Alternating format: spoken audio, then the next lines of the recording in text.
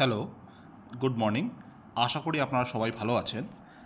আজকে আমরা দেখব কি করে আমরা অ্যামওয়ে ওয়েবসাইটে গিয়ে একজন রেজিস্টার করতে পারেন।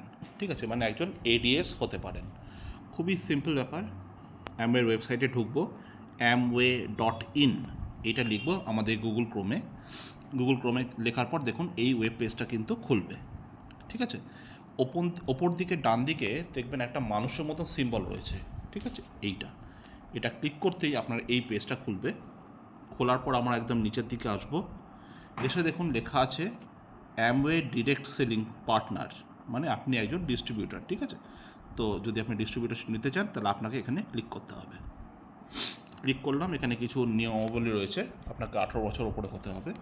তো আমি রেজিস্টার করতে চাই, তো রেজিস্টারে ক্লিক করব।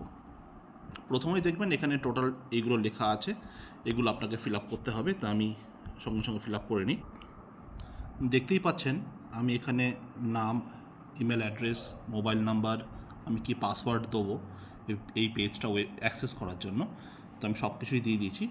এবার যেতে হবে do you know an Amway direct selling partner, মানে আপনার যিনি জয়েন করাচ্ছেন তার এডিএস নাম্বারটা দিতে হবে। তো এখানে আপনি ইয়েস করবেন, দিয়ে আপনার এডিএস নাম্বারটা এখানে দেবেন। দেখতেই পাচ্ছেন আমি আমার এডিএস নাম্বারটা দিয়ে দিয়েছি। এবার ভেরিফাই করতে হবে, ভেরিফাই করছি। দেখুন এখানে আমার নাম চলে এসছে, মানে এটা যেহেতু আমার ওয়াইফের নামে আছে, জ্যোৎস্না সরকার। এডিএস নাম্বারটা এইটা। তো আপনি এটাতে প্রসিড করতে চাইছেন। এবার যদি করতে হয় আপনাকে ইয়েস টিপে আপনাকে এগোতে হবে। এইবার আপনার registered email ID and registered phone নাম্বারে দুটোতেই একটা করে আপনার ওটিপি যাবে। ঠিক আছে, দুটোতেই আপনার একটা করে ওটিপি যাবে। সেইগুলো কিন্তু ডিউরেশন মাত্র 15 সেকেন্ড।